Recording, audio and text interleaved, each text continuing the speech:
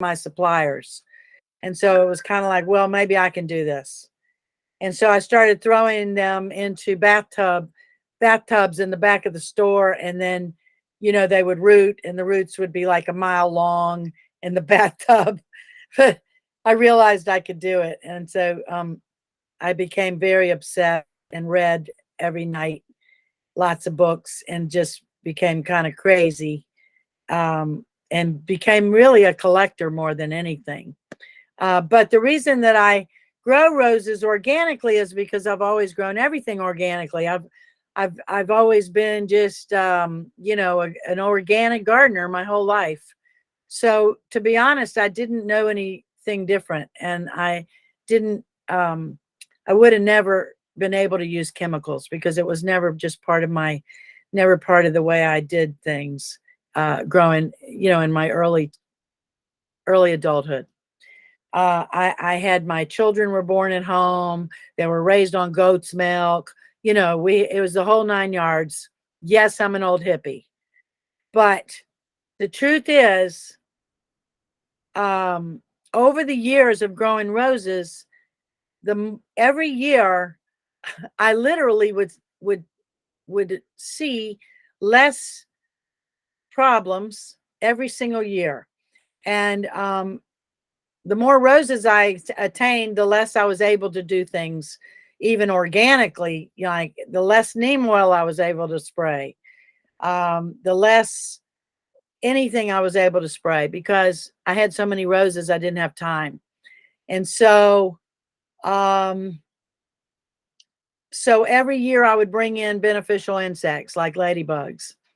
And over time, I noticed I didn't ever have any more aphids. I noticed I didn't have any powdery mildew stopped happening after the first couple years. All these things that we all get in the early spring. And I'm going to give you an example like thrips. Thrips is a perfect example. By the way, I've never gotten chili thrips in my nursery. I've never had rose rosette disease in my nursery. So the flower thrips that everybody hates, that come in the early spring, and everybody probably there knows what they are and how they cause the edges of the roses, especially the light colored roses, to become brown. And a lot of people think that they burn their roses with fertilizer or something. But, we look inside the petals, and there they are running around in the petals. And so a lot of people who use chemicals will just get whatever they can for thrips and spray. And of course, you don't really ever get rid of them that way, because they just keep falling on the ground and, repeating their cycle. Whereas what I noticed was, like, every year I would have thrips for maybe 4 weeks. The first couple years, the next couple years, I'd have thrips for 3 weeks. And the next couple years, I'd have thrips for 2 weeks. So now I have the thrips.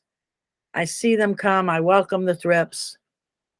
I welcome them because they are the food for the predators.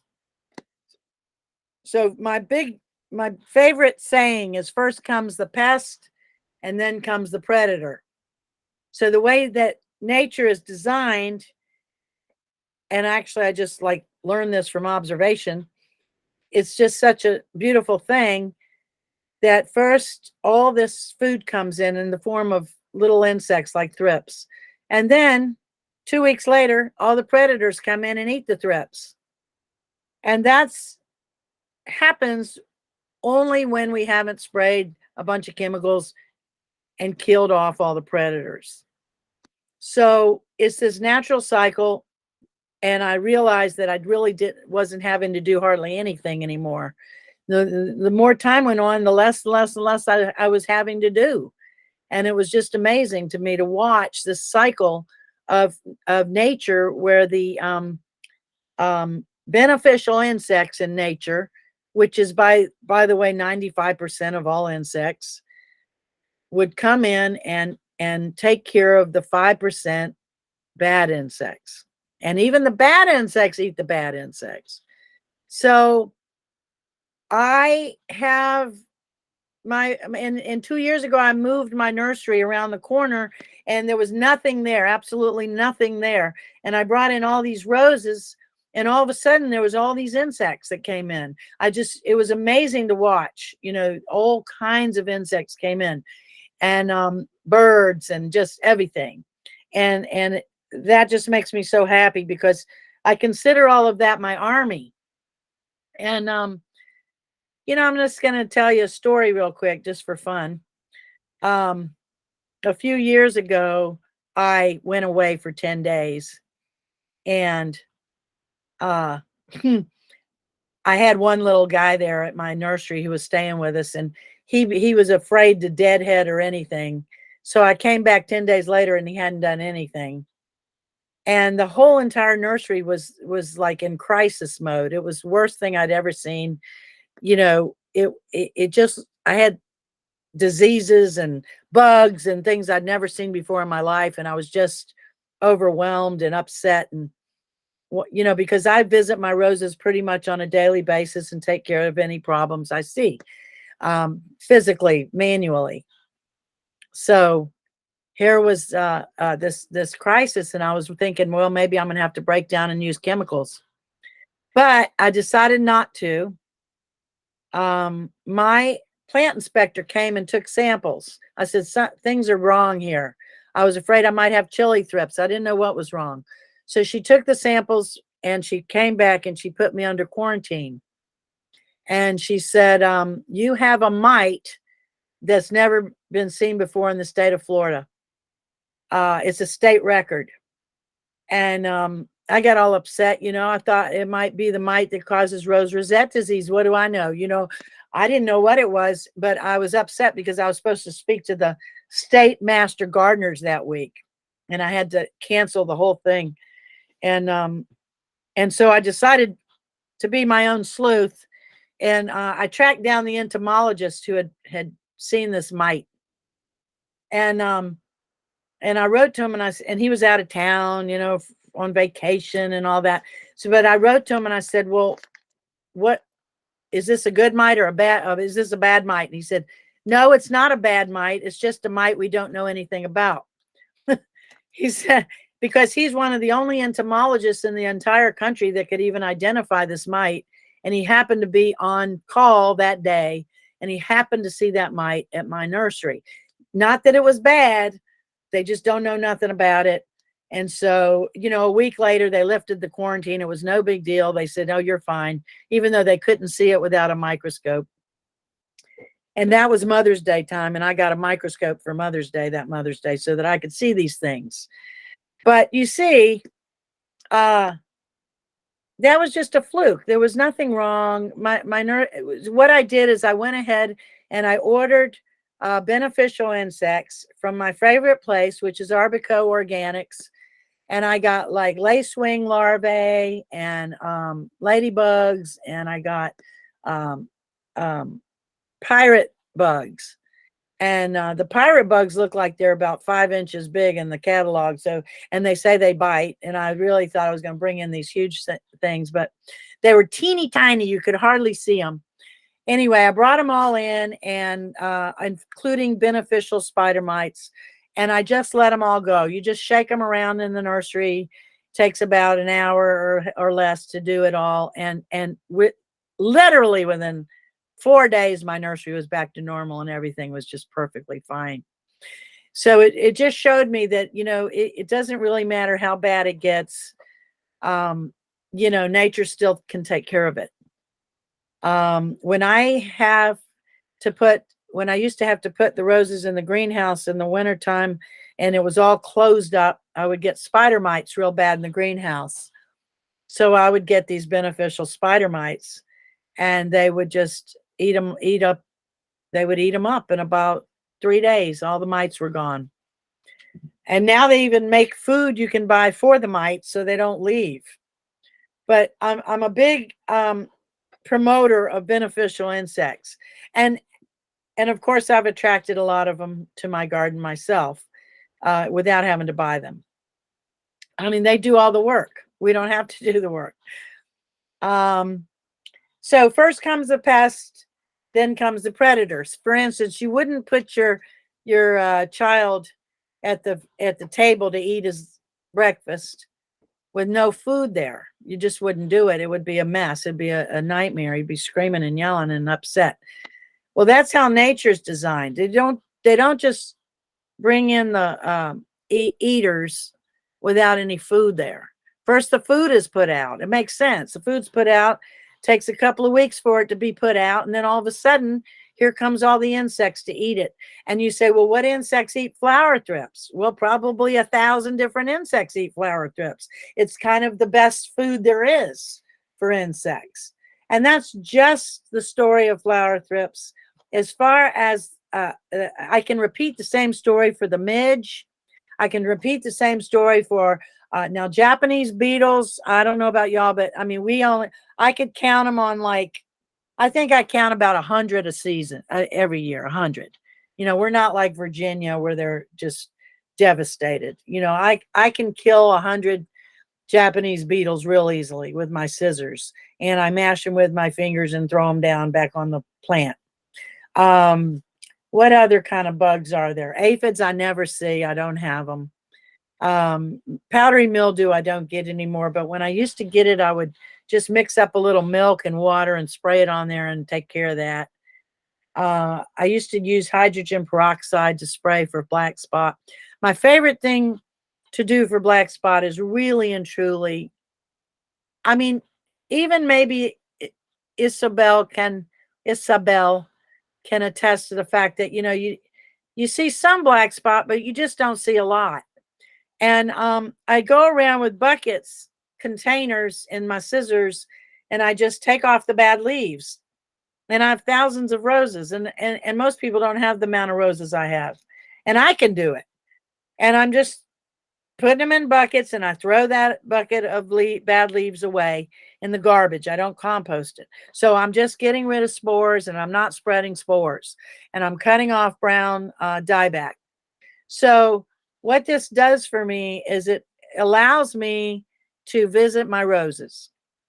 And I need to be moving this thing so we can look at something else. This is my Towsonchen, Thousand Beauties, thornless, one of the best ramblers you can have. Super fragrant. So first do no harm, just like the doctor, you know, creed.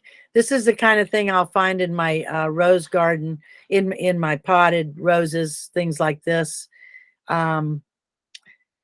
So, you know, by now everybody kind of knows the idea of organic gardening is to feed the soil. So when I tell people to start in the springtime in Florida, in January, because, you know, it takes about 3 weeks for the organic fertilizer to start kicking in and start feeding the soil microbes and then feeding the plant. So if we do that, we can begin to feed our roses organically every 2 to 3 weeks. It's not the same as feeding with chemicals. It doesn't work as fast, you know, real fast. And every number over 10 kills microorganisms. That's something, you know, all your Peters and Miracle Grow and Osmocote, those are all in numbers 30 and 40. And I don't know how many of you have, you know, ever, even my purely organic fertilizer, when it's wet, and if I stick my hand in it and I have a cut on my hand, even that burns my hand. And that's just the meals, the you know, all the little meals like kelp meal, fish meal, all that kind of stuff. So feeding the soil is key. Of course, mulching, and mulch becomes the food for the next generation. Getting your soil tested ahead of time so you know what you're dealing with. I use a lot of peat in my soil. I buy peat. People always say, oh, well, I have terrible sandy soil. You know, I live in South Florida. And I'll say, well, you know, you just have, and I say, I do this myself. You have to go buy good bags of potting soil to put in the hole of every single rose we plant. That's just good common sense. You don't need to plant right in the awful sandy soil. You have to amend it and make it better with your compost, with anything you can that's good for the soil. So like raising rabbits is a nice thing to do. I want to go back one. These are some of the things that are in purely organic and in some of the best fertilizers. Then 86% water. People don't realize that roses are so made up of so much water. I mean, people are made up of 76% water. So, and they drink their food. So we really, really have to water. People always say, I can't grow roses. And I say, okay, well, why? How often do you water? And they say once a week, and they live in Florida. No, we can't do that. Roses will die real fast being watered once a week. But I will say that my old garden roses that are on the fence line that aren't in any irrigation, they don't get watered even once a week, and they thrive and do great. So, they're sort of, once they're established, then they will be drought resistant, and especially the old roses, and which is why they, survive for so many years in cemeteries, because they say if dead people can grow them, anyone can. So, that's kind of a thing, but the cemeteries have a lot of old roses in them, and they get along fine without a lot of care. This is, I raise worms. I really love my worms. Put my compost in the worm bed. And then the castings are the best thing you can give your roses. I raise chickens. I give them chicken manure. I don't raise soft shell turtles. I just threw this in here for fun because we do have a pond. Okay, so let's see now. Okay, I think that I've already talked about a lot of this, and especially bringing in bird baths and all kinds of things for the birds.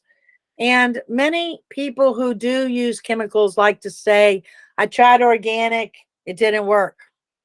And that brings me to this point I want to make. It's all or nothing. You can't be some organic and some chemical. Reason being, you wouldn't send your army out. If you have an army of 10,000 men, people, army people, you wouldn't send them out against 1 million soldiers.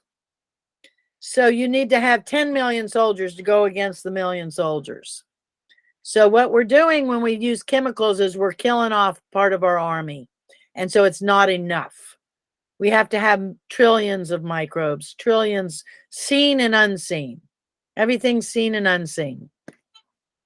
I'll tell you something. I had another problem. I put in a new rose garden, and I had put in horse manure on and turned it under. And horse manure is notorious for having cutworms in it, the big grubby cutworms. And cutworms eat rose roots. I don't know how many of you have seen those giant grubs in the bottom of your, under a rose that died. I have plenty. But I just couldn't bear having all these cutworms in there, and I didn't know what to do. So I went to Arbico, and you can go there and just study, because they have so much information. And I found out that the one big thing that kills those cutworms is nematodes. Good nematodes, not bad nematodes. 95% of all nematodes are good. So I ordered the good nematodes. And I sprayed them on the rose garden, and I haven't seen, I got rid of all the grubs. There were no grubs after that. It killed them. They ate them. Whatever they do, they got in there and ate them. But they also turned my soil into golden, loamy, gorgeous, perfect soil. So I recommend getting good nematodes for your soil and spraying them on there, and they'll take care of not only your bad nematodes, but they'll take care of everything, a lot of other things. And you can't see these nematodes. They're microscopic. One time I was at a conference, and there was an entomologist there, And he said, and I could see that, we were looking at the nematodes in the microscope. And I said, well, wait, isn't it true that all the good nematodes, if you have organic soil, that you'll never have a problem with bad nematodes because the good nematodes will take care of them? And he said, that's true. So I said, well, why don't you tell anybody that? And he said, because nobody does that. Everybody uses chemicals and nobody will do it. This was many years ago. Today, it's a lot different. Everybody's really looking for alternatives. But I want to tell you something. You will never, ever have a nematode problem in your yard if you do not use chemicals. Roundup, nothing, no chemicals, no synthetic fertilizers. You'll have only good nematodes. I get my soil tested every single year.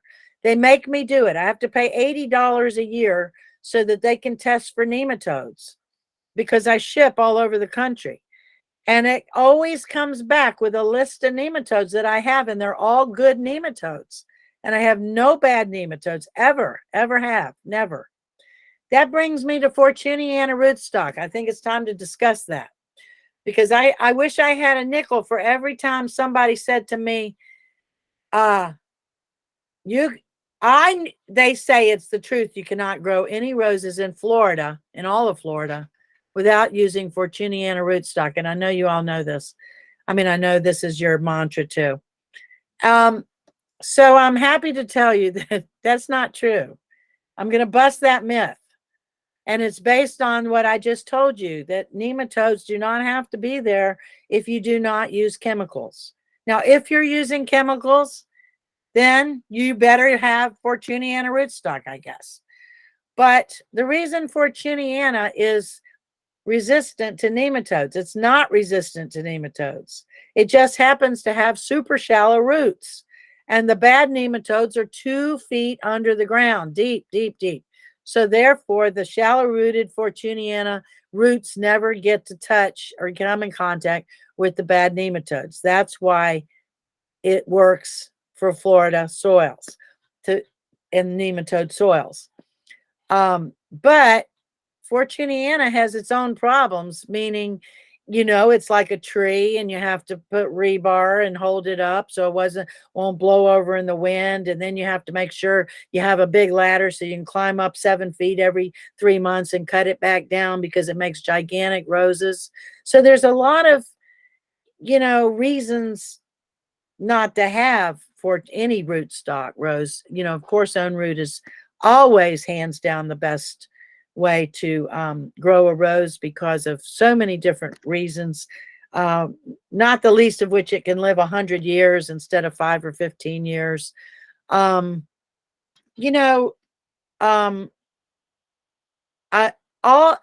Austin puts out a booklet every that he goes to his customers, every customer, and it has in there how to plant your roses. So he advocates burying the graft, the root, the bud union, burying that graft in Florida, 2 to 3 inches deep under the soil, and up north in the cold, about 4 or 5 inches deep.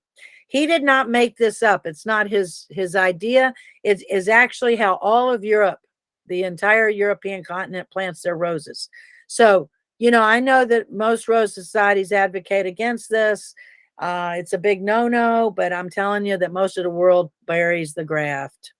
And, it's the best of all worlds because you end up, I'm not against grafting. If you graft a rose that's a weakling that would never come into commerce otherwise because it will not be able to be grown on its own roots, it'll get grafted or budded, and then it'll get big quickly and it'll be nice and strong. And then when you bury the graft, it's going to make its own roots. Within a couple of years, it'll put down its own roots and send out basal shoots. And now we have the strongest of the strong. We have a big rose that's now got its own roots. Meanwhile, the old rootstock rotted away, which it would have done anyway. And, you got the best of all possible worlds. And including burying that, 3 foot long Fortuniana cane. You can do that too. Bury the Fortuniana. It won't hurt it. there's a lot of diseases that come to having, you know, the bud union exposed. Everybody's seen canker.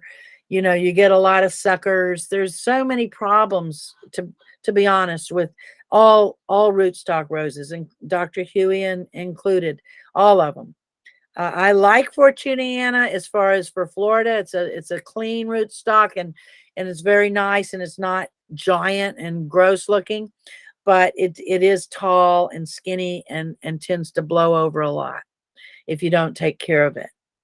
Now this slide is about picking at your roses, and that's what I'm really about, is picking at your roses, just like you'd pick at your child, because that's how, the only way you're going to find what's really wrong with them is to go visit them. And sometimes I'll visit my rose and it looks terrible, and because I haven't been there in a while, and then I clean it up, give it some food, give it some water, take the dye back off, and then the very next day, voila, looks like $1 million. Go figure. I think that, seriously, this slide right here, is what it's all about. I tell people, don't get a rose if you don't plan on spending a lot of time with it. It's the same thing as don't get a dog if you're not going to feed and water it and take care of it and be with it. Everybody should go read The Little Prince again. It's the best book on a rose that there was. It's fun to make theme gardens. This is David Austin's garden. I got a chance in 2011 to go to Europe to a rose conference, and I decided I didn't want to travel around by myself after it was over. So I made arrangements to work in 3 different rose gardens for a week each. And I got to work in David Austin's garden for a week. And he came over to me and he said, when you get tired of working in the big garden, come to my house. You can work in the backyard. And so I was in his backyard deadheading all his roses, and kind of wishing he would invite me in for tea, but that didn't happen. I think he wanted me to work, but he did pay for my bed and breakfast, and gave me 2 of his giant books and signed them. And they were just the most wonderful company. And it was just the most incredible experience of my life. He truly does have the best roses in the world. And, I don't know if people know the story of David Austin, but he was very good friends with Graham Thomas. And when he was young man, he decided he would cross the old roses, the best of the old roses, with the best of the new modern hybrid teas. And all of his peers thought he was crazy, and they ostracized him and told him he was a fool and he should quit, because everybody was breeding hybrid teas to each other, which is, they all became inbred. It's just like the dogs. And this is another reason you have a lot of disease in hybrid teas, because they were all inbred to each other for so long. But he did something different. He crossed the old roses with the modern roses, and that's why he got these gorgeous roses that he has today, the most sought after roses in the world. And Graham Thomas told him not to quit, that he had something going on, and he didn't quit. And I just have the greatest respect for this company. And so, and his roses do get black spot in Florida. There are certain ones that do better than others. But again, it's a matter of taking off the bad leaves and letting the rose make new leaves right away, which they will. These are some of the best disease-free roses. I know that people like to say no rose is really disease-free, but I believe that most of your Chinas and teas are much more disease-resistant than knockouts. I think they're the best roses we can have in Florida, including the noisettes and hybrid musks. We don't realize this, but most people in this whole country cannot grow teas and Chinas like we can in Florida. Even in California, they don't get as big as they do here, because they love the heat and humidity. And so there is really, if somebody really can't handle any black spot, then they really should have a garden of old roses, because they just don't get it. Hybrid perpetuals get it, but bourbons don't get very much. The next slides are kind of like just a group of just some pictures of different roses. I'm just going to go through them. I do want to say I have a veterans program. I have veterans growing roses. You'll see some of the slides of them at the bottom here. Because they're organic, they they're not exposed to chemicals, and they grow roses for us, for me, and it's my wholesale company basically. Is there any, can I ask for questions? All right, so the mic is live. Anybody at home also, you can just turn on your mic if you want to ask a question. Anybody here want to ask a question?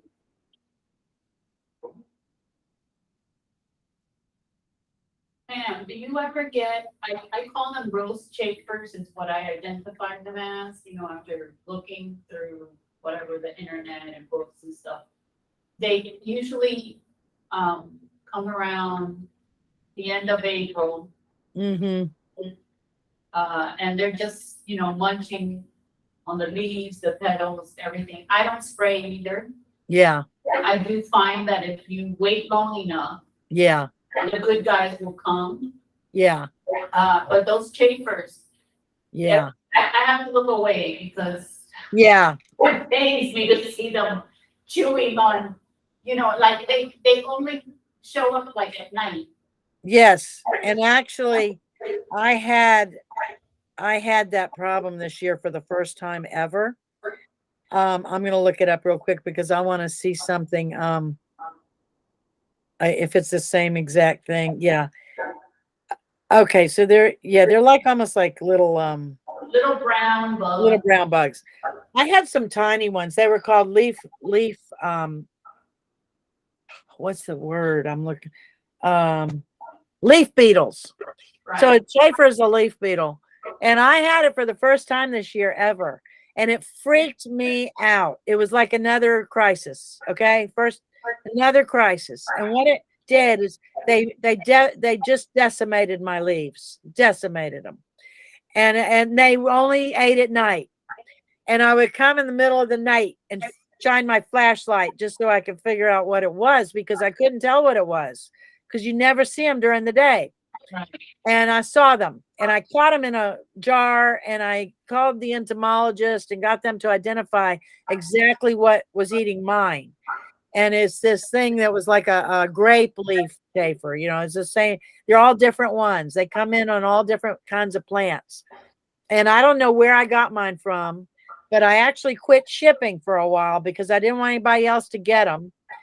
And a couple of things I did, I'll tell you. It's interesting because they only lasted 3 weeks. And I read about them, and it said that there's only one generation a year. So that was, I was happy to hear that, which meant, wasn't going to continue over and over and over. And they lay their eggs in the soil, in my pots. And so as soon as I figured out what to do about it, they were gone. But what I did do is I got sticky traps. And I put out sticky traps in some of my, around. But I ended up not catching them. I caught mosquitoes. I caught a couple of lizards. I felt pretty bad because I was catching some things I didn't want to catch. But it was a scourge that, like you say, I had to just let it be. I had to let go, and I had to let it happen, and I had to let it just be over. Fortunately, it was quick, but I don't know what anyone could have actually sprayed on those things to have stopped it, even chemically, because there are just so many of them. At night when I came, I couldn't believe how many there were and how tiny they were. Yeah. Now, I'm sure we could make up a spray in our blender of cayenne pepper, okay, like ginger, some really hot stuff, hot sauce, anything, and spray it on the leaves. That if I had the energy to do that, that's what I would have done. I was trying to spray some things just to see if I could do that. But what did I spray? I sprayed something. Oh, I sprayed something that was organic for insects, but it didn't seem to do anything because I have so many roses. That's the problem. Right. No, after reading about it, I use the beneficial nematodes, but I'm not sure if this was so many years ago. I'm Yeah. not sure if it actually worked because, those are pretty fragile. Like they come like in a sponge. Yeah. And then You have to spray them. And right. You put it in water and then yeah. So Well, I'll tell you something. I think they would probably be able to eat the eggs of next year's generation if I sprayed them. Well, the grubs live in the soil. Yeah. And then I mean, they definitely killed the big giant grubs. They lay their eggs in them or something. They do something like that. But that I'm glad you brought that up because I was really freaking out. I was so upset because my roses looked torn to shreds, and they didn't even touch the blooms, just the leaves. Yeah. It was awful. But see, that's life, right? We have to understand.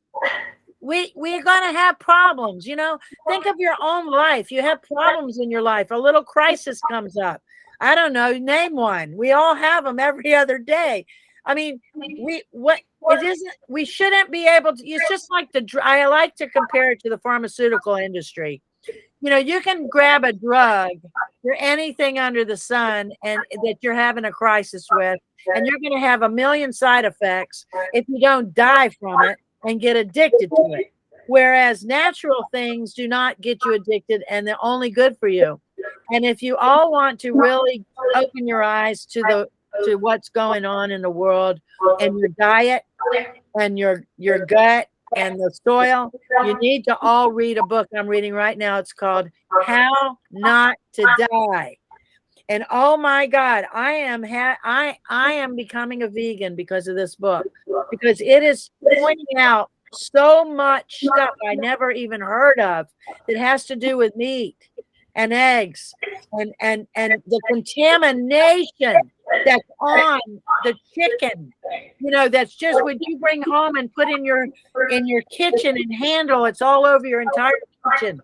And it's not only cancer causing, it causes so many things.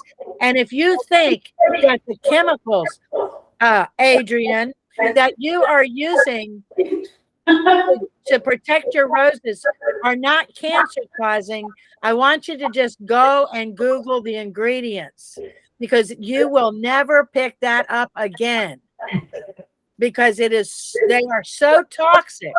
Even I, being organic, had to have on hand a chemical called Tallstar. Tallstar kills fire ants. And now I'm using something called cedar oil. I'm actually distributing cedar oil. Cedar oil kills all the mosquito larvae and ants, fire ants, and all that. So there's an organic alternative. But the nursery industry forces me to have Tallstar. So I got a visit from the pest people, the EPDA people, and they sat me down for like 5 hours and grilled me about this Tallstar. And I could not believe what I learned, even about what I was using to kill ants when I was, have ants in a container and I had to ship it or something. I could not believe what I was actually using, because I should have been suiting up. I should have not been using it at all. I quit using it because it was so completely toxic and bad for the environment, for us. I mean, I myself have had that experience where I just couldn't bear to use it. I don't care what they say. And the things you're using, we tend to think, oh, it's okay. I just put my gloves on, I just whatever. But one time I sat down, I read the ingredients of some of these things that everybody's buying from, the chemicals that everybody's buying. I read the ingredients online, and they're known carcinogens. It's not even maybe, it's a big fat known. And you know, there's never been a study done on rose growers that died of cancer, but I guarantee you there's a lot of them. So, you know, who wants to smell a rose after it's been sprayed? I mean, that's like the worst thing you could do. Now, I want to say something about smelling again, fragrance. People don't know this, and people think that florist-grown roses, people think hybrid teas do not have any fragrance. But you know, the gene for fragrance is reduced by the gene for long lasting in a vase. So the florist this is why the florist industry does not sell fragrant roses, because their roses are bred to last a long time in a vase. And so that denudes the fragrant gene. I just want to get that out. A lot of people don't know that. David Austin is changing that. He's creating florist roses that do have a great fragrance. And they're using genes from petunias and other things. I mean, it's not, you know, they're doing some GMO stuff with the roses to get the fragrance in these hybrid teas. Okay, any other more questions? Yeah, we have, I know, Diana or Denise, which one of you want to unmute yourself? I don't care. Denise. Me first? Okay. I have a couple of questions. Okay. I wanted to ask you about when you release the good bugs outside, ladybugs and Right. lacewings and all that. You are releasing them in a greenhouse, correct? No, I'm releasing them in my giant There you go. 7 acres of property. Okay. I'm So- releasing them in my 1 acre nursery. Okay, so I have a little over an acre and I have like Okay. 300 rose bushes. Okay. And I've done that a couple times and they stay around for a few days and then And they then leave. leave. So I don't know, how do you keep them? Well, now, okay, I used to get ladybugs every other year and release them. So even when I moved my whole nursery, you know, around the corner, I still had ladybugs every single year of my, you know, I mean, they're just there all year. And I'll tell you something interesting about ladybugs. One is, first of all, these companies sell food that you can buy to feed your beneficial insects to keep them around. Okay. But if you go to Arbico Organics and you ask them for ladybugs, they don't sell them anymore. And so I thought, oh, well, maybe they're hard to get or they can't get them. And so one day, not too long ago, I had them on the phone. I said, let me ask you something. Why don't you sell ladybugs anymore? You can't get them? And you know what? They told me, it blew my mind. They said, nope, we don't choose to get them, because what we have long known, but decided to take action, is that ladybugs are so voracious and they eat so many bugs. They eat all the good bugs also. They don't just eat the bad bugs, they eat all the good bugs. And so they don't like promoting a bug that eats all the good bugs. Gotcha. Well, excuse me, but I think that, you know, many bugs are like that. Like I say, the good bugs eat the good bugs. The good bugs eat the bad bugs. The bad bugs eat the good bugs. Okay, so, I mean, what are you going to do? Chart it? I mean, you know, if you just would sit in my nursery in one spot for like a day, you would just be blown away at what's going on in there. You know, between the birds and the lizards and the dragonflies and the, you know, they're all mating, and the ladybugs. And I mean, you know, it just happens. It just kind of like happens, like nature happens. And so in answer to that question, I just think that the more you try to put out in your yard, you know, the more you buy, get ladybugs, put them out, just keep doing it. And one time I got praying mantis eggs and I let them out, and it was the greatest thing. And one time I found a juvenile praying mantis swinging on a leaf in my greenhouse. I kid you not. Swinging, playing in the greenhouse on a leaf. I mean, you can watch nature. I saw a snake in my pond one time, a mother snake, and she was just darting at all the big koi, which they don't do. They eat frogs, but she was shooting at all the koi. And I look over, and on a lily pad is this tiny little baby snake watching her. And you know, you don't think that the snakes, you just think their babies just run off and that's the end of it and they never see them again. But this mother snake was actually teaching her baby snake how to hunt, because I was observing. And this is what I love to do more than anything. And this is why I'm really against this. Another reason I don't like spraying chemicals, because if you're not doing that, then you are forced to take your bucket and your scissors and cut the bad leaves off, and you're forced to go close to the rose and observe every little thing that's happening and clean it up and pick at it and deal with it without standing 5 feet away, dressed like an astronaut, spraying the hell out of with some horrible cancer causing thing that's going to destroy the environment and yourself. I mean, take your pick. Which would you rather do? And to be honest, you know, it's super, read my lips, super easy. What I do is so easy. It blows me away that I am only one of 4 organic nurseries in the world and only one of 2 in the country. Why is that? It is so easy to me. It's easier because you don't have to buy expensive chemicals, and you don't have to mix them all up, and you don't have to spray them every week. And you know, all these things you don't have to do. You just get out of your own way. You tie your hands behind your back and you literally watch the divine intelligence of nature. You know, the forest, just think of the forest, that nobody's taking care of it. You know, the leaves fall, everything is in balance. The mushrooms, the fungi, you know, you can read about it now and see it on National Geographic. It's just incredible. Well, that's the way your own rose garden can be, just like nature. It's the same, but you can bring in the mulch, you can help it, you can bring in the natural products. You know, you can start with some good peat soil. You don't have to let you know, you can just keep improving it naturally. You know, it's a miracle. It really is a miracle. It's just unbelievable to me that all because see, we don't see these microbes. We can't see them, but they're there. They're there working for us all the time if we don't kill them. If you take your soil that you're spraying and you go into a lab and you say, okay, I want you to look in my soil and tell me what's in there.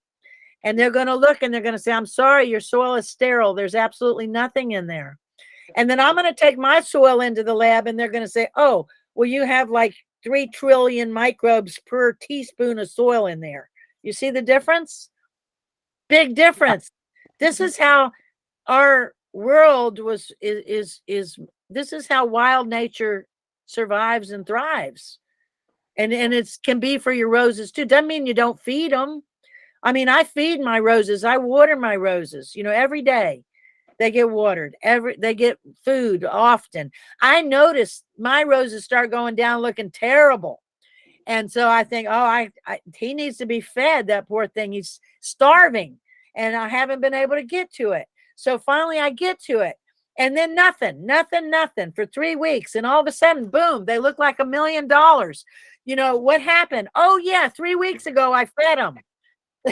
Duh. I mean, what about our own children? I mean, do we feed them 3 times a day, you know, give them water? I mean, we have to take care of our roses. I know we've all had that experience where our rose looks terrible. It's almost dead.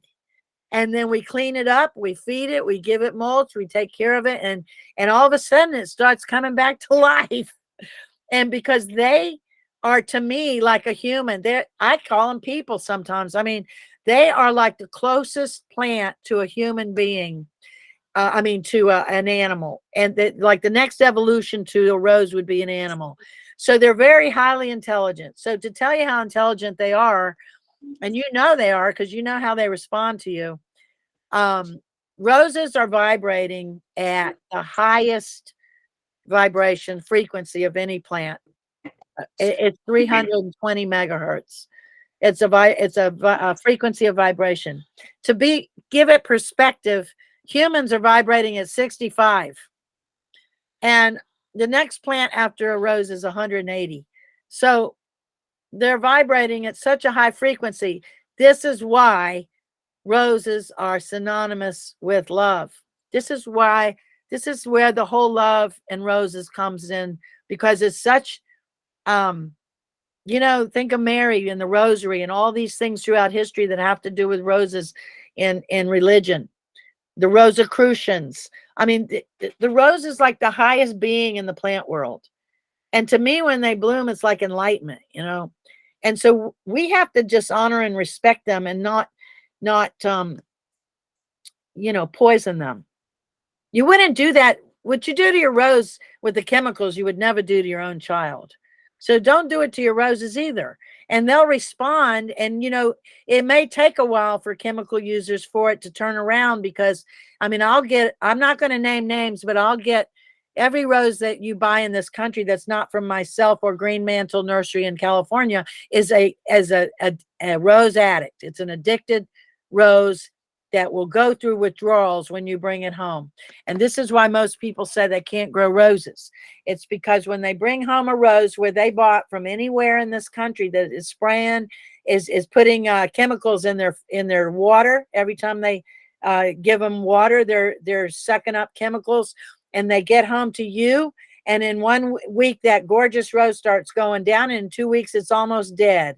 And then you say, oh, I can't grow roses. I must have a black thumb. No, it has nothing to do with you.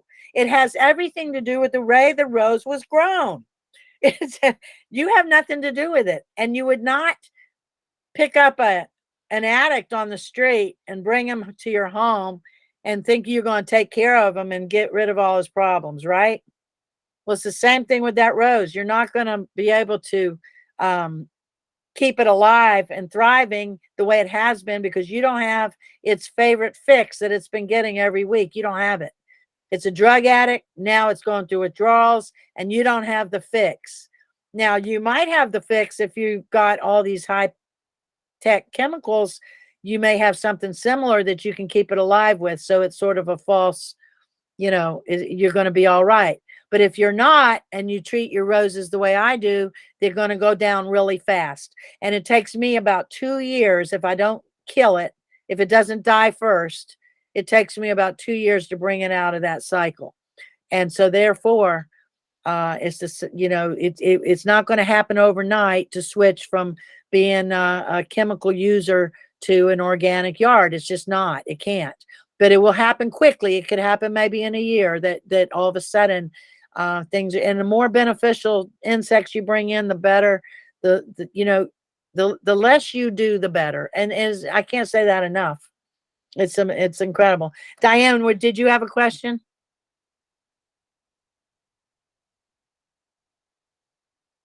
Did Diane have another question? Yeah. She just exited right now. Okay. She fell off there. Yeah, I don't know if you want to continue. We'll wait for her to get back. Okay.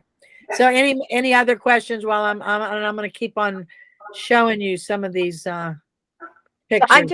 I have one more question. Yeah. So you wouldn't use something like Captain Jack's Organics then? No, I do use Captain Jack's actually. Oh, you do? Because Captain Jack's is what I don't have a problem with bugs. Yeah, the only thing I have a problem with here is chili thrips. I mean, I don't spray for a black spot or anything. I go around every day. Yeah. Takes me an hour. I pick off leaves. And I don't have that issue. It's really chili thrips. And if I let them go, they'll go through all my bushes. Oh, all I 300 know. of them. You've got a real problem. And it's scary to me. It's scary for me to think if I ever got them, what I would do, because I know what they look like and I know what they do, and it's just, they're horrible. They can decimate a bush. But one thing you might do is go to Arbico Organics and research and ask them, even call them on the phone and ask them what, because they'll go to their entomologists and they'll find out what they have that might work against the chili thrips that's organic. Well, the pirate bugs, I've ordered them. Yeah. I've gotten the pirate bugs from And- them, and I've gotten and- the ladybugs also. And, but Yeah. like I say, they They go disappear, away. and then the bush looks great Yeah, for a week, and then when the cycle in the summer, Yeah. the cycle's every 5 days. yeah, So in 5 days, all of a sudden, boom, Yeah. they're all back again. Yeah. So well, try to see if you can buy the food that those insects like, because there's actually food they sell that you can put out that they'll stay and eat, they'll stick Yeah. around. I But did the sugar also, water. I'm thinking of something spray wise that you could use, like a Captain Jack's insecticide, but I used it on those things I had, and I don't know if it worked or not because I just have so many. I had so many, I couldn't spray everybody at the same time. That's Yeah. the problem. That is the problem. Well, I have a 4-gallon backpack that I spray with. Okay. Well, what you might do, Denise, is make up your own thing. They even sell it. What's it called? It's hot. It's like a hot pepper. It's Cayenne? yeah, Like a but it's a hot habanero sauce. yeah. I mean, it's on the tip of my tongue what it is, but they sell these things. I mean, they probably have it at our Arbico, and it's like going to be something that you could easily spray like a hot. That would really get them. That would kill them. Yeah. Really kill them. Because that's a bad situation. I know. But I will also look, Denise. I will look too, and I will try to tell y'all, Adrian, what I would recommend. Because Okay. I'm gonna go there and see. I'm gonna figure it out. It's a terrible thing, those chili thrips. I know the queen started not chili thrips. Chili thrips are a monster of themselves. Say what? The former queen started Buckingham Palace. They use garlic. They mash up garlic, and that's what they spray. Yeah, that's what I'm talking about. Garlic oil. I tried it. I tried it. Yeah, Yeah. it didn't work. Yeah. Didn't do it. The infestation was too bad. Yeah. If No, I not, think maybe we it's need good as a something preventative. habanero. I mean, the hottest stuff you could buy at the store, like whatever it is, and then put it in water. Put it in water. It's already a liquid, so it'd be easy to, spray and put it in water. And then I would put a sticker in there. You got to have a sticker, like a little soap, like a Dr. Bronner, like a teaspoon of Dr. Bronner. Right. You know what I mean? You have to have a sticker or it's not going to stick. Yeah. You need to make your own sticker. Just put some little bit of soap in it. Be careful, cover your eyes, and wear. Yeah, you better watch your eyes because I will wear sunglasses or something because you don't want to get that on your body. I have safety goggles. I can wear my safety goggles. Wear the goggles. Definitely. But truth, I think just keep on, just try to keep on getting insects because you'll be surprised at how they'll build up even over time. I mean, I know I let the ladybugs go and then they're gone, where'd they go? But I have them. They're everywhere. They're all over the place. Just because of so many years I've been doing it, they're just there. And there's a balance in my place. It's a balance between everything. Right. That's what you're trying to get is the balance too, to get rid of that bad stuff. It doesn't mean I won't get that leaf beetle next year. I might, but I'm going to be ready for them because next year I'm going to know what it is. I'm going to be able to attack it. And what I'm going to do now, over the winter, is I'm going to spray all of my pots with neem oil. And I'm going to use I'm going to send this recipe to Adrian for y'all. And it's from this company called KIS. And it's potassium silicate. And you take this potassium silicate and you mix it with this particular kind of neem oil extract that's not been cooked. It's not heated. So it's the best kind of neem oil you can use. And you put this potassium silicate, and it's supposed to help all your roses tolerate the heat in the summer. and it's supposed to really, really help them in every way. And that neem oil, I'm going to spray on all my pots to kill the eggs. I'm going to try to kill the eggs from that thing coming back. And that's what you got to do. You got to kill the cycle of the chili thrips. They're laying their eggs somewhere. And if we figure out where they're laying their eggs, that's what we're going to do, smother the eggs. Yeah, they lay them in the ground, and that's why we use a bit of cloprid. So you want to spray the ground with smothering things like neem oil, things that smother, oils, mineral oil. And this cedar oil that I sell, you can get it online, but I sell it too. It's called cedar oil, and that's organic, and it kills ants, mosquito larvae. It'll kill their egg sacs. It may kill them, Denise. Cedar oil. Maybe. Really, it might. In fact, it'll hurt a bee if it'll kill nematodes. It'll kill good nematodes. That's why I'm not spraying it on my rose garden. It'll kill insects. Okay. So I can send you a bottle of cedar oil. I have one left if you need it. If you want to try it. Did you have a question? Well, I was gonna ask you, Pam, who did you get your nematodes from? Yeah, I was gonna ask the same question. That's from Arbico Organics. Arbico? ARBICO. Okay. Now, let me tell you, there's Planet Natural, but if you buy from Planet Natural, it's cheaper, but the shipping makes it the same because they charge more shipping. But Arbico is like, say, free shipping, but you're going to pay the same as you would Planet Natural with shipping. You see, it's the same. I just like, if you go to Arbico, you can easily navigate their website and look. You can read about all different kinds of critters, everything from moles and mammals, down to the tiniest insect problems. Everything. But I'll tell you something, hydrogen peroxide is what the old timers used to spray their roses with to keep from black spot, with hydrogen peroxide. And that you just have to change the pH of your leaf. Black spot comes when the leaf has been wet for 7 hours. So you can make it more alkaline by using baking soda, and you can make it more acid by using a little bit of vinegar.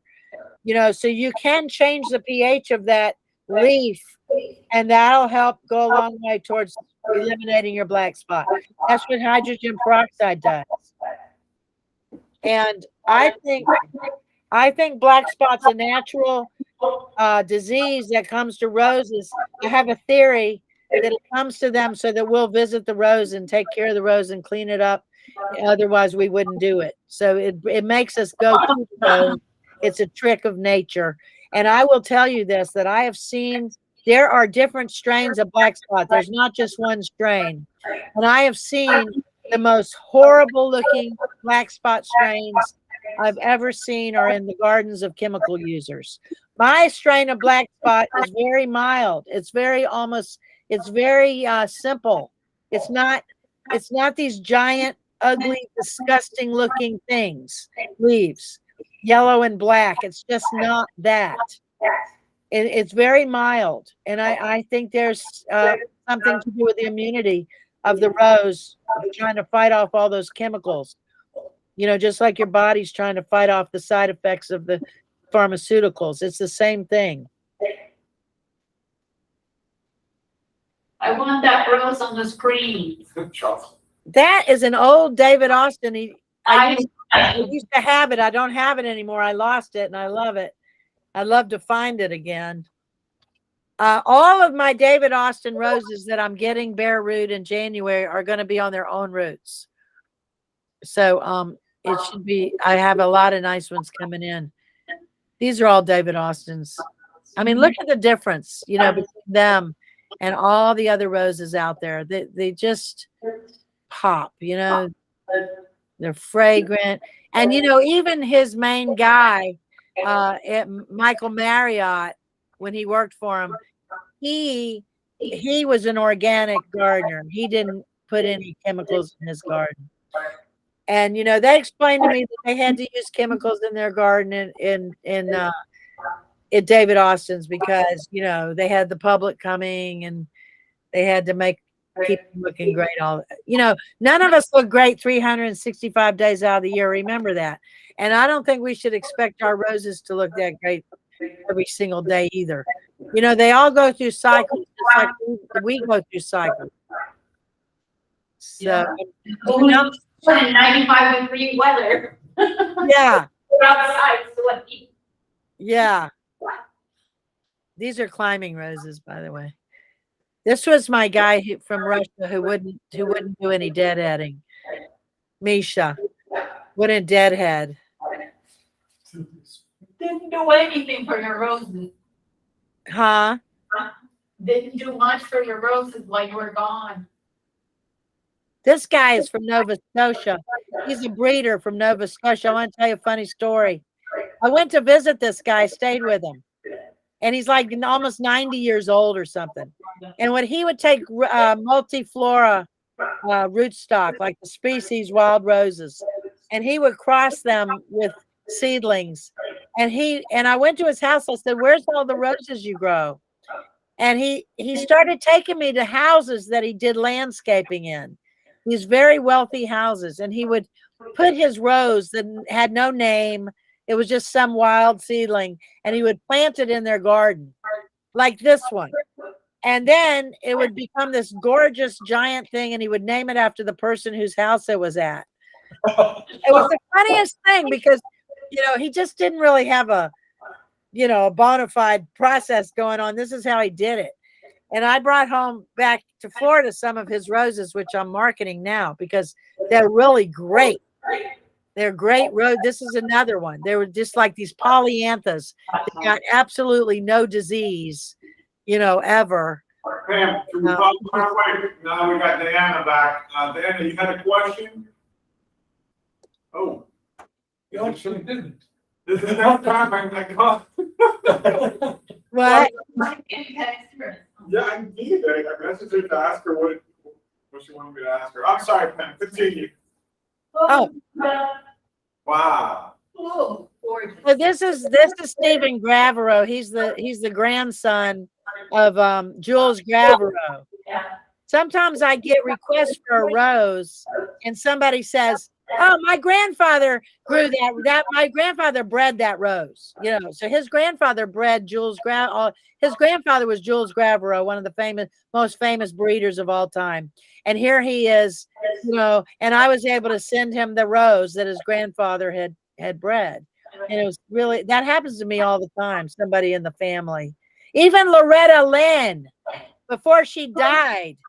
I had an email from a private investigator who was trying to get the Loretta Lynn rose because it's disappeared from commerce, and I had it and it's disappeared and nobody has it anymore. And she wanted me to grow it because Loretta Lynn wanted to put it on her grave. She wanted her grave surrounded by her Loretta Lynn roses when she died. This was about 6 months ago. And now she died and I don't have her rose for her. All right, let's try this again. Diana, you got a question? Okay, go ahead. Okay, yes, I have a question. Thank you. So my question is, when you honestly, you don't have like a lot of land. Yeah. And I live in a community where we have, landscapers, and a lot of people are, using their own private companies for pesticides and everything. Right. What can you do? Because you're kind of limited. I have been trying to use beneficial plants and herbs as well. Like, I didn't know how to attract, the good nematodes. And I wasn't sure, of course, I haven't had my soil tested to know if there's bad. I just planted marigolds and just kind of went for broke. Yeah. And I did notice, a lot of herbs, and as well as I was getting a lot of damage from chili thrips.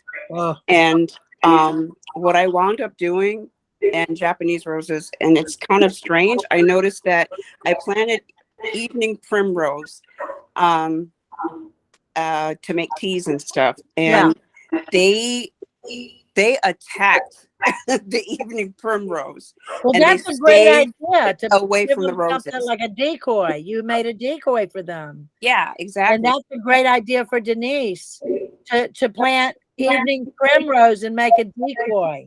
Yeah. Something they like better. And Yeah, it it's very worked. invasive though, I think, right? It Isn't that is. very, Yeah, yeah. you have Yeah, to, you but you know definitely what? have It's to a thin it out. beautiful invasive. It's a beautiful invasive. I'd love to have that invasive in my house. I used to have it years ago, and I love that flower. It's so beautiful. But it has so many health benefits too, Yes, it does. especially for women. Yeah, and you, yeah. Yeah. And another thing is that, I try and raise butterflies. So I noticed like a lot of the butterfly plants that I use for butterflies, Yes. they, go after that one, of course, with the caterpillars, but there's the milkweed, of Yes. course, and the aphids love that. And as soon as you bring the aphids in, then the ladybugs come. That's right. Yeah, The one thing caterpillar. leads to another. It's just all natural, but you should go ahead and probably order some good nematodes and spray them all over your ground. Now, as far as the pest people and the landscapers, nowadays every community has at least one landscaper that's gone natural, that uses natural products. You just have to find them. You have to seek them out, ask around, ask on Facebook, ask in your neighborhood thing, because they're out there. They really are. Right. And you can also ask your people, if you only can find sprayers, like chemical sprayers, you can ask them to stay away from certain parts of your yard too. Okay. Do that for sure. Because I had a rose garden at the hospice here in Gainesville for 5 years, for more than that, and they told the maintenance crew never go in there, never spray, and they didn't. They left it alone. They left it all organic, and they just sprayed the grounds, all around it. It did not affect my rose garden. Okay. In that case, I'm talking about when I say you can't do both, I mean you can't put chemicals on your rose garden and organic and expect to get everything taken care of. Mm-hmm. Does it take a long time to actually build up? I mean, for somebody. No. Okay. Yes and no, meaning how much are you putting on? If you just put on one thing a year, yeah, it'll take a long time. But if you, I'm trying to think of some simple things, and I'm going to tell you all the simplest thing you can all do, except for the fact that you probably all have, if you're in a subdivision, you might have landscapers going in your yard and spraying for those bugs in your grass. What are they called? The bugs, chinch bugs, that eat the grass. And so then you got them spraying all kinds of stuff and fertilizers to fertilize your grass. So then if you mow your grass clippings are full of chemicals. But let's just say your grass clippings weren't full of chemicals because you didn't have anybody spraying all over your yard. Grass clippings are one of the most beneficial, most high in microbes you can have, high in microorganisms. And you can use your grass clippings, just scrape it up with your hands with a rake and put it around your roses. And you're putting microbes on and you're putting mulch on. And to make it even more potent, you can take your grass clippings and put them in water and stir it up a lot, like spin it around a whole bunch, like make a vortex and really, really spin it around and you can put all kinds of things in there, anything you want. But I mean, if you just do grass and then you take the grass and that tea, the grass was in, the water the grass was in is full of microbes, and you water with that stuff. And then you get things like get nematodes one time, spray it on. Then and then just get the best mulch you can find, and put it on. Oh, leaves from your neighbors, collect the bags of leaves, pour it on there. Do you do your kitchen compost? Yes. And it's really fun to get a big container and put worms in it. You can buy worms at the local store for fishing worms, the red wigglers. And you start layering with leaves and grass clippings and hay, and then put the worms in there, put your kitchen garbage in there, and then you can even pour water through all that and have it be put it up on bricks so your water can leak into some bowls. And that liquid worm castings is some of the most powerful stuff you could put on anything. And I mean, that's just a simple little thing you can do with your kitchen garbage. You don't have to have animals, animal manure, but you can find sources of good of cow manure. But I will warn you, do not go out and just get any old horse manure that you want or cow manure without asking, because nowadays what's happening is these farmers are spraying the hayfield with herbicide really bad. It's called Grazon, and the Grazon goes through the horse feet, and they eat the hay, and it goes through their poop. And then we organic gardeners go get all this beautiful horse manure, and we take it home, put it on all our vegetable gardens and our roses. And my vegetable garden rose, ROWS, 2 or 3 of them died dead before I figured out what it was. It kills the garden because it's herbicide. It's coming through the horse manure. And so now I only make sure I get organic. And people will tell you if it is or not. They know what they're feeding their horses. Now I get organic, but before I just got lackadaisical. I wasn't being careful. I was going to a place I always got it, but then the farmer was starting to use that Grazon on the hay. And so they were getting this hay. And so it changed from what it was before. You see? So you have to be kind of careful. This is one of my veterans. He's got a green thumb like nobody's business. And anything he touches, and he just, what he does? He mainly just uses mulch. Mulch is his fertilizer. So he mulches everything real thickly, and then he plants in the mulch, and then the mulch breaks down. He puts more mulch, and the mulch becomes his food. And so he's not out there trying to get a whole bunch of stuff. He's just like basically using mulch. And you can do that. Just get really good mulch. Pam, I have so enjoyed your presentation. I hope. Who's this, Marcia? Yes, I'm Okay. a brand new rosarian the past good. year. Oh, good. I joined the Tropical Rose Society and subsequently the American Rose Society. And I mean, you can glean so much information. You don't even, you don't know where you're going to stuff it in. You're the best kind of rose grower because, you don't probably know this, or you do know this, but a lot of the rose societies are losing members. And I'll tell you a typical scene that happens up here in Gainesville is, Gainesville is full of organic gardeners. Yes. And they join the Rose Society. They're all excited. They're going to grow roses. And all they hear about is chemicals, chemicals, chemicals. Where to get the chemicals, how much chemicals cost, how to spray the chemicals, how you have to spray the chemicals, or you can't grow roses. And guess what they do? Kill the roses. No, they drop out of the Rose Society. Oh, they drop out. Yeah, because this is why Rose Societies lose members, because they don't want to hear this stuff anymore. They want to learn how to grow the roses without chemicals. We're not, and these are different than, now I will say something. People who show roses, who exhibit roses, they are really a different breed. There are your rose gardeners, and then there's many people who do show roses and exhibit roses that are organic. And so it can be done. But people who are real serious exhibitors, they have to time those blooms, to be there at exactly the right time. There's so much that goes into that it's like a horse horse race competition. It's not the same kind of thing. And those are the people who are spraying the most. Those are the people who are most strict about these kinds of things. Yeah. Whereas your average gardener is more like me. Well, I'll tell you, when you were talking about how much love and care these roses need daily, that is the truth. And, I have been a gardener, my whole adult life. And I've had all the perennial, I used to put perennial gardens in for people, butterfly gardens, and I could put them in and leave them, and big deal. They look beautiful for a very long time. You know, you might Yeah. have to deadhead a little bit, but roses are so different than that. They really do need us. They kind of demand our attention.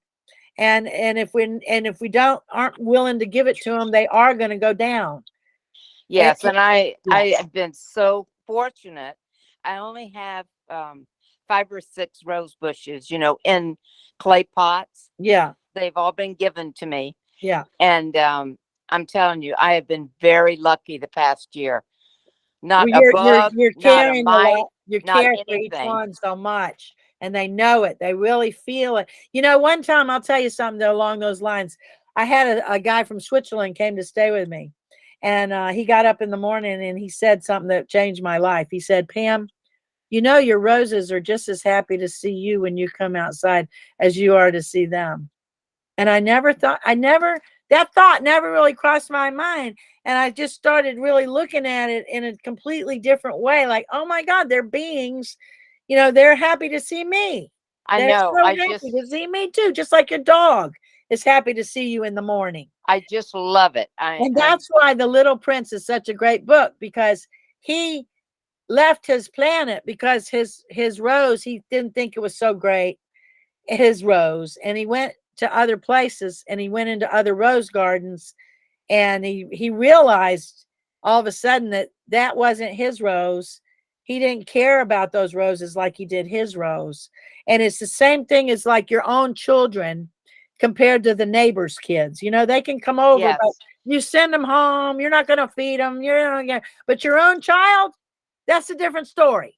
I And know. it's the same way with our roses, because I Yes. care more about my rose than I do about the roses in the rose garden down the street. Do you understand that? Absolutely. And I mean, your presentation has just been full of And everything. it makes me almost cry, because I mean, this is why I'm so passionate about it, because they are almost human. What I want to say about the old roses though, because I've seen rose gardens like the one I put in hospice that was specifically old roses. Wow. And we would take care of them maybe every 2 weeks. The group would go in and deadhead and stuff. But because we mulched them and fed them, that's all we had to do. And of course, they were on irrigation. That was it. Water, feed, and mulch. They didn't skip a beat. They just got bigger and better and more beautiful and bloomed all the time. And I'm talking about teas and chinas and some of the good shrubs like Belinda's Dream, and some of the each class. Wow. Polyanthus. There's so many different kinds. And I fall in love with every rose I see. Somebody will come to my nursery, Marcia, and it cracks me up, and they say, "Okay, I don't want any single roses, okay? And I don't want any white roses, because I don't want to see any of those thrip edges on them. And I have to have smell. I don't want any rose that does not smell." Oh my Okay. goodness. So we're walking around and we come to a rose that just opened its bloom. It's white. It's got 5 petals with the yellow stamens, and it doesn't smell. And what do they say? "Well, I'm going to make an exception, and I'm going to get this rose." Oh, see? The reason is because every time a rose blooms, it just melts your heart. I right? know. No, it's true. You just want to, it doesn't matter who the rose is. It's just so beautiful. And I there's know. so many different roses. They're like people. There's, okay, it's like saying, okay, I'm only going to talk to girls who have blue eyes, blonde hair, and have 110 pounds or less. That's what, to me, it's like when people say, I don't like roses that fill in the blanks, Exactly. Same thing as saying, I don't like people that whatever, fill in the blanks. So let me tell you this. There's 70,000 roses in Congress. Wow. Put that, okay, 70,000. So what's my 1,000 or 2,000 that I grow? I mean, there's many more I can get. Right now I'm getting ready to trade with a guy cuttings with a guy from France. And he sent me his list and I sent him my list. And I mean, his list has roses on it I have never heard of in my life that are the most drop dead gorgeous roses I've ever seen in my entire life, Oh, that have wow. never been in this country before. Okay. And I want to tell you something else really cool and really fun. And a lot of people don't know this. And I don't know how much time we have left, but I'm going to tell you, it'll take me 1 minute. So you know what rose hips are? Yes. Okay, the big red rose hips, and all the seeds are inside of that. That's not the seed, you know. The seeds are inside of that. And those seeds have to be taken out of the hip, and they have to be, you can put them in a refrigerator, and you put the name of the rose you got it from, and you put it in a moist, wet paper towel in a baggie, and you leave it there for 6 to 8 weeks, and then you plant it, and every seed that you plant will be a new rose that's never been before in the world. My And you goodness. can name it after your mother, your father, your dead uncle, whoever you want. And you can put it in commerce. That's a brand new rose. Every one of those seeds makes a brand new rose, just like our children do, are all different. If you take the seed of a wild rose, a species rose, like there are 280 of them that God put on the earth. Those 280 original wild species roses, their seed will always be a clone of themselves. That's because God did not want to lose those roses. They would always be here, see? Right. All other roses are a hybrid. So if the bees pollinate a rose, they turn in, it gets pregnant, green, bulbous, and turns red. You get to take it. You get to grow a rose, a new rose. That's one way to have a new rose that you can name. The next way is to find a sport, which is a mutation. So many climbers are just a sport of a shrub. So Clotilde Super climbing is just it sent out a climbing sport. So I just made a new rose from Earth Angel climbing. Oh, And my goodness. named it for a friend of mine who lost her daughter. Her daughter's name was Kathy. I call it Kathy's Spirit. It's going to be in Help Me Find. Kathy's Spirit. It's actually Earth Angel climbing. But I noticed I had a cane, a really long cane coming out of my bush. And so I took it off and I grew it. Wow. And now I get to name it and it's a new rose. That's a fascinating story. Yeah. Or it could be a different color rose makes a sport. You know, so that's pretty cool. People don't realize they can do No. that. Well, I'm just getting started this last year, I told you.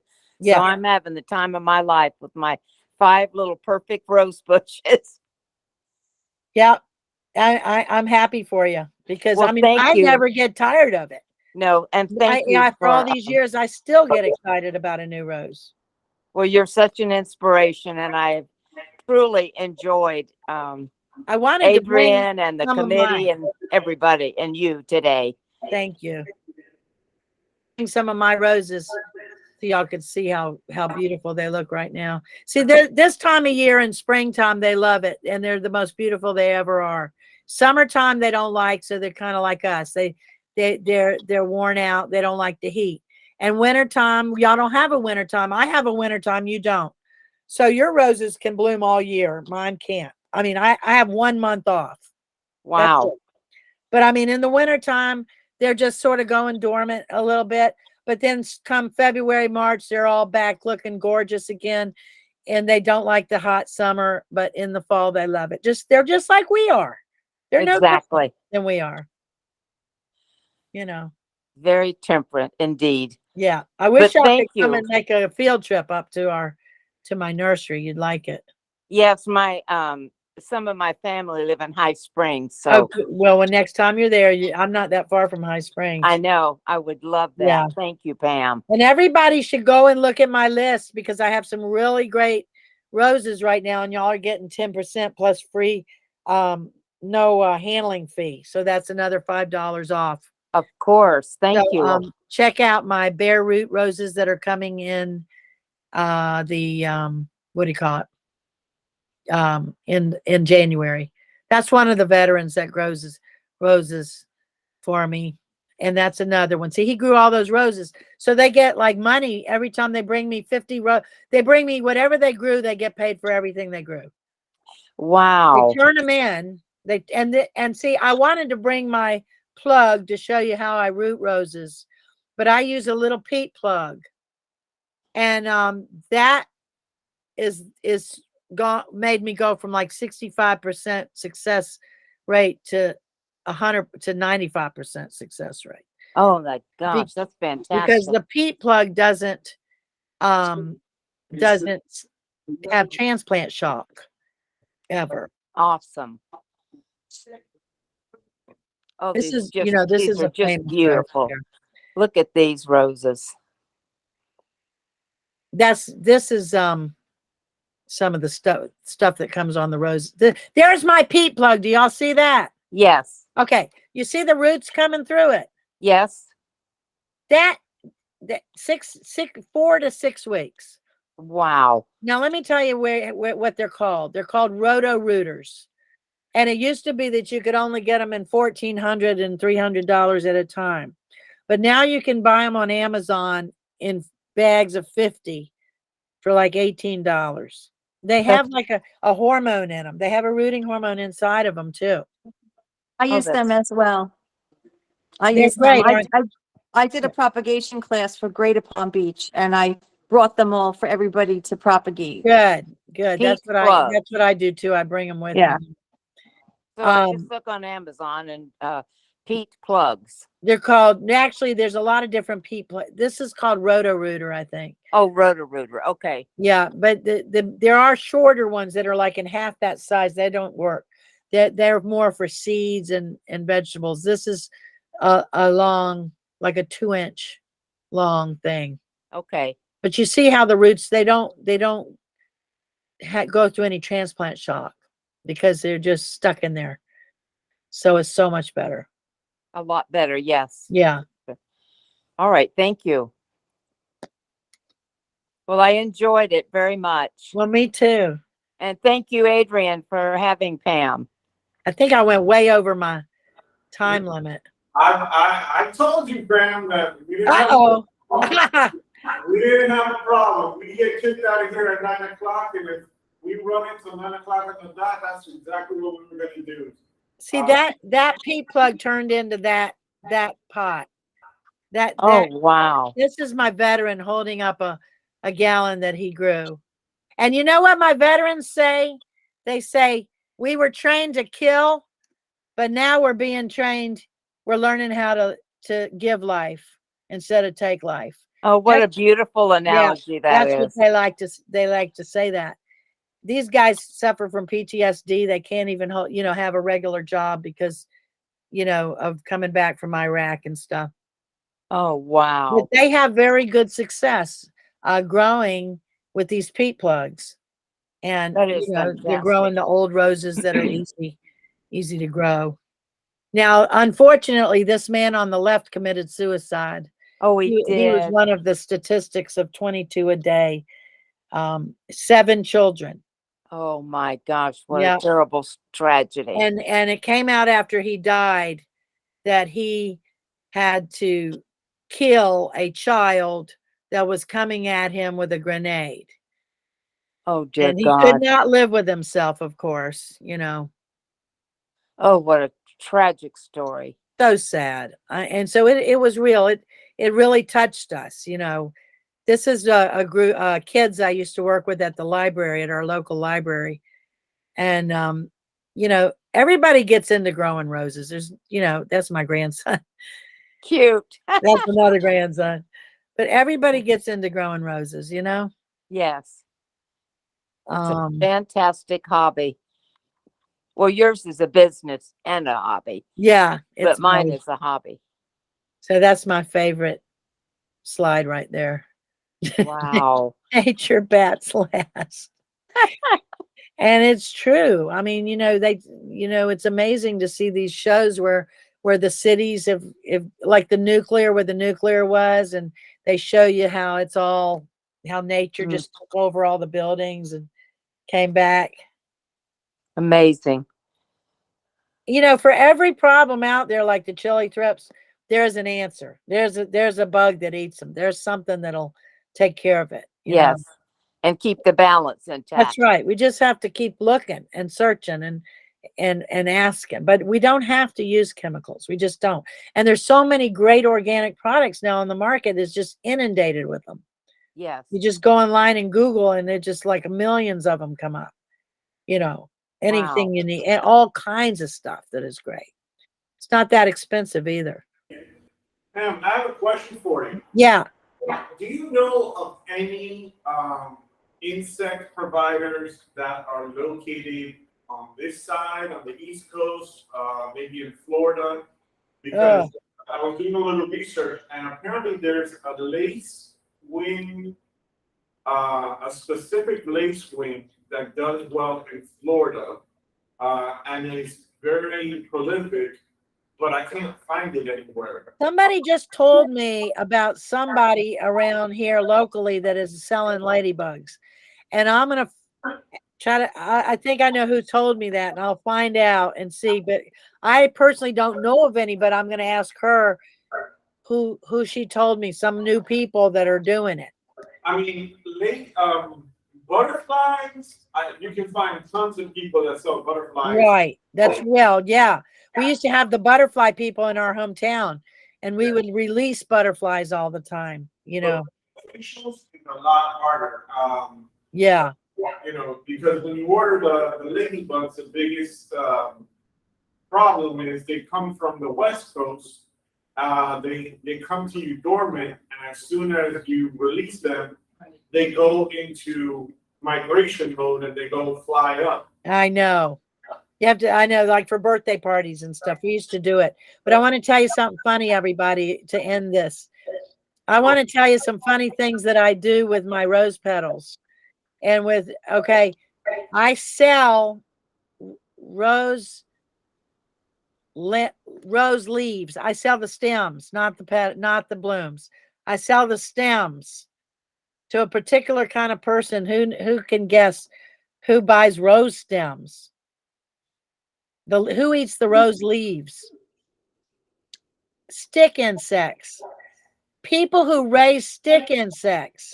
Wow. And there are several people in this country that are obsessed with stick insects. They like this praying mantis. They bring them in from all over the world, and they eat rose leaves, and they have to have a steady supply of it. And Okay, you can furnish them with that. And they want them to be organic. They have to be organic. And then I have another outlet besides just selling rose petals to apothecaries. I sell these giant roses to people who make cigars out of rolled rose petals. And they sell the cigars for people to stuff with that drug that is now becoming legalized everywhere, and with tobacco. So they just sell the cigars. They're made out of rose petals now, and it's a big thing. My goodness. So, who knew, right? Who knew?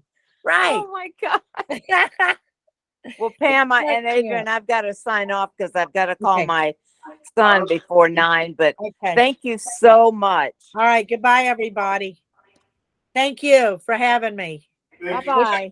Wish I could have been down there in person. Let me tell you that my eyes been opened significantly, and I'm looking forward to going up there and visiting you sometime. Yeah, and I'll let you know about the bugs, the local bugs, and I'll let you know if I find something for the chili thrips, so we can send it down there to Denise too. Yeah, Denise had texted me. She had asked if you could send me, and I could forward to the group. Some things. And stuff like that. Yeah, that'd be great. Yeah, it was funny, Adrian, when Isabel came with all your roses in the car. I said, I just got off the phone with him. That's so weird. Small world. That was the second time that had happened. She called me, she texted me, and she said, Jim Mills is here selling roses. Do you want me to pick something up for you? And she didn't know this, but I've got Jim Mills on from K&M Roses. I have him on speed dial, so I went and called him. Yeah. I put him on the phone. He's like, I got your friend in front of me right now. Well, So- I had just ordered from Jim myself, and I didn't know he was coming to Tallahassee and that she was going to be able to drive his roses to me, or I would have just saved myself, I'll tell you how much, $160 in shipping, Oh, my goodness. because every box he ships costs so much. I could not believe it. I mean, I would have had Isabel put them on her roof. I mean, that's crazy. I Yeah, think I paid more for shipping than I did for the roses. that's getting to be the case with Jim. That's Yeah. why, you know, Yeah. You gotta catch him when he shows up. That's why we have to carpool roses back and forth up and down the state. Yeah, That's Right. exactly. Well, thank you so much, Pam. You're welcome. Before we get the boot, I'm gonna go ahead and close out the meeting. Okay. Thank you again. Stop recording. Thank you.